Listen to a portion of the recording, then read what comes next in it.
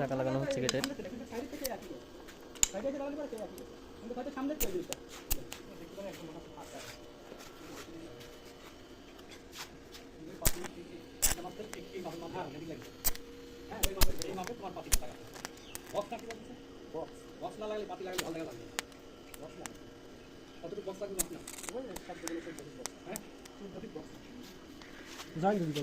এই যে বিয়ারিং, তাদের টান দাও তো, বিয়ারিংটা একটু দেখাই। উপরে যাবে বিয়ারিংটা। না না, এই ফাঁক লাগবে, এই ফাঁকের ওভার আছে তখন আবার এইখান বড় বিয়ারিং আমি দেখেছি, এটি অ্যাকুরেট আছে, অনেক ওভার। বিয়ারিংটা যাবে গেটের উপরে, জেড বিয়ারিং। হ্যাঁ একটু সরাও, চাকাটা দেখাও। উপরে 4টা চাকা,